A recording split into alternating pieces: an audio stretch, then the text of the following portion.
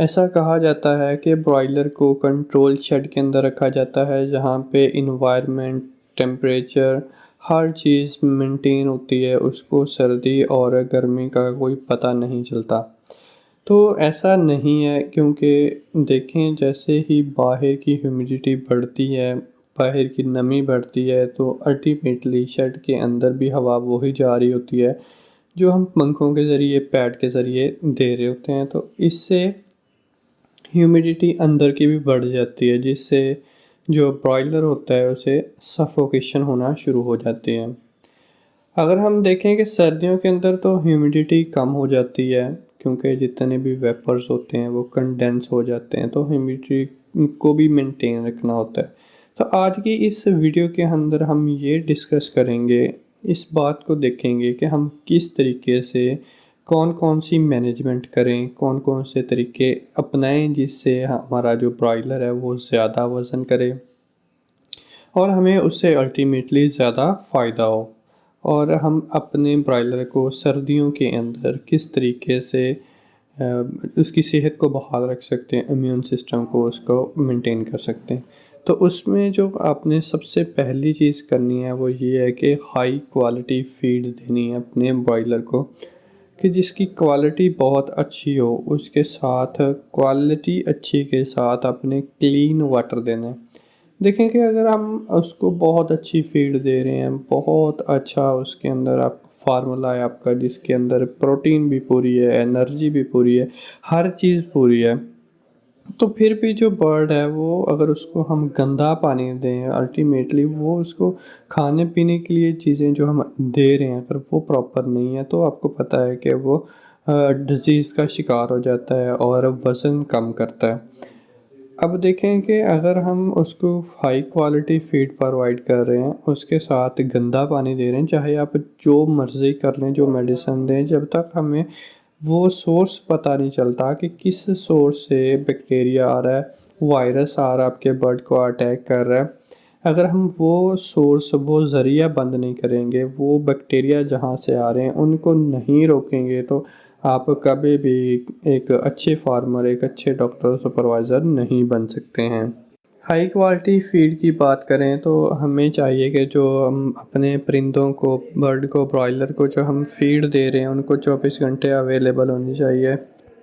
Availability का मतलब ये है कि अगर हम अपने परिंदों को या ब्रॉयलर को हम स्टारवेशन देते हैं, भूख देते हैं, ज़्यादा भूख देते हैं। अब देखो गर्मियों के अंदर तो परिंदे जो होते हैं इतना ज़्यादा खाते नहीं हैं क्योंकि टेम्परेचर बहुत ज़्यादा होता है, जिसकी वजह से उनको भूख भी कम लगती है। तो सर्दियों की अगर आप बात करें तो सर्दियों के अंदर टेम्परेचर जो होता है वो कम होता है गर्मियों की निस्बत।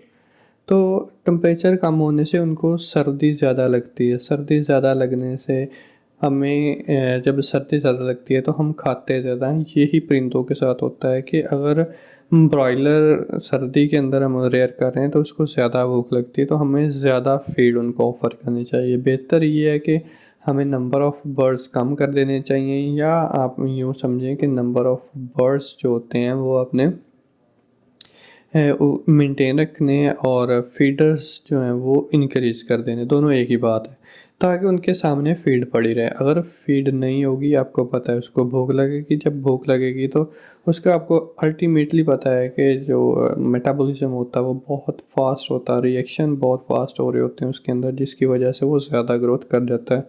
तो अगर आप उसको ऐसा नहीं देंगे, उसकी एनर्जी पूरी नहीं होगी, वो उसने अपनी बॉडी का टेम्परेचर पूरा करने के लिए वो फिर अपनी फ़ैट को यूज़ करना शुरू होगा। जब अपनी फ़ैट को यूज़ करेगा तो अल्टीमेटली उसका जो वज़न है वो कम होना शुरू होगा, जो कि एक वर्स्ट कंडीशन होती है हमारे लिए, नुकसानदा सूरत-हाल होती है, ठीक है? तो अगर आप ऐसी चीज़ें इनको नहीं देते हैं तो फिर क्या होता है कि फ़ीड अगर प्रॉपर नहीं दे रहे होते हैं तो उनकी ग्रोथ रुक जाती है, ग्रोथ स्टंट हो जाती है। अल्टीमेटली वो जब उसकी ग्रोथ कम होगी तो वो एक डिज़ीज़ कैरियर बन जाता है। डिज़ीज़ कैरियर बनने के साथ-साथ उसकी जो हेल्थ होती है वो भी मेंटेन नहीं होती। तो आपने इस चीज़ के मद्देनज़र रखना है और इस चीज़ को श्योरिटी करवानी है कि आपने फ़ीडर और वाटर इन जो दिए हुए हैं वो प्रॉपर दिए हुए हैं, प्रॉपर जगह पे दिए हुए हैं और कितने दिए हुए हैं। तो उसके बाद आपने बर्ड की मैनेजमेंट करनी है कि किस तरीके से आप अपने बर्ड को मैनेज कर रहे हैं, उसको अच्छी डाइट दे रहे हैं, लिटर की कंडीशन कैसी है और टेम्परेचर कंट्रोल कैसा है और वेंटिलेशन आपकी कितनी है, और आप इसके अंदर स्ट्रेस लेवल कितना दे रहे हैं। अगर हम गर्मी की बात करें तो गर्मियों के अंदर भी जो परिंदे होते हैं वो जो पैड वाली साइड पे होते हैं उनको ठंड लग रही होती है, और इस साइड पे आपको पता है कि थोड़ा सा वज़न जो होता है ना वो दरमियान से थोड़ा सा कम होता है इस तरफ। तो अगर गर्मियों की ये कंडीशन है तो हम सर्दियों के अंदर तो अल्टीमेटली उनको यहाँ पे ज़्यादा इफ़ेक्ट होगा, यहाँ पे ज़्यादा असर होगा, क्योंकि हमने वेंटिलेशन कर रहे होते हैं, तो मिनिमम वेंटिलेशन कर रहे होते हैं। लेकिन फिर भी आपको इस चीज़ को मद्देनज़र रखना चाहिए कि आप उसकी वेंटिलेशन प्रॉपर कर रहे हैं, उसकी जो स्ट्रेस लेवल है वो उसको किस लेवल पे रखा हुआ है, उसका ग्रोथ पे क्या इम्पैक्ट आता है। तो अगर लिटर आपका है, आपको पता है कि ड्राई होना चाहिए और इतना ज़्यादा मॉइस्चर नहीं होना चाहिए। अगर लिटर के अंदर मॉइस्चर आ जाएगा तो बैक्टीरिया ग्रो करना शुरू कर देंगे। अगर बैक्टीरिया ग्रो करना शुरू कर दिए तो फिर क्या होगा कि आपके जो बर्ड हैं वो मरना शुरू हो जाएंगे बीमारी के साथ। तो आपने इन सब चीज़ों का ख्याल रखना है। अगर आप इन चीज़ों का ख्याल रखते हैं, अगर हाउस मैनेजमेंट अच्छी करते हैं, जैसे कि टेम्परेचर को कंट्रोल करने के लिए आपने प्रॉपर पॉलीथीन लगाई हुई है, और आप कह सकते हैं कि जो पैड साइड है उसको आपने अच्छे तरीके से तरपाल या आपने शॉपर के साथ कवर किया हुआ है, जिससे ठंडी हवा आपके डायरेक्ट बर्ड को नहीं लग रही है, तो फिर आप उससे ज़्यादा मुनाफा कमा सकते हैं और उसको ज़्यादा से ज़्यादा आप वज़न हासिल कर सकते हैं। इन सब चीज़ों को अपने ख्याल रखना है। तो सबसे पहले तो आपका जो फार्मूला होगा सीज़नल होना चाहिए। सीज़नल फार्मूला ये है कि आपकी हाई डेंसिटी फीड होनी चाहिए या लो डेंसिटी फीड होनी चाहिए। जैसे गर्मियों के अंदर हम हाई डेंसिटी फीड देते हैं, इसका मकसद क्या होता है कि बर्ड थोड़ी सी फीड खाए लेकिन उसको ज़्यादा इसका फ़ायदा हो जाए। लेकिन सर्दियों के अंदर हमारा थोड़ा सा फार्मूला चेंज हो जाता है, ठीक है। तो उस हवाले से भी आपने अपने बर्ड्स को देखना है कि क्या क्या आपका जो फार्मूला फीड का फार्मूला है वो किस हिसाब से दे रहे हैं। उसके बाद आप अपने मिनरल्स विटामिन की जो सप्लीमेंटेशन कर रहे हैं सर्दियों के हवाले से और होगी और गर्मियों के हवाले से और होगी। और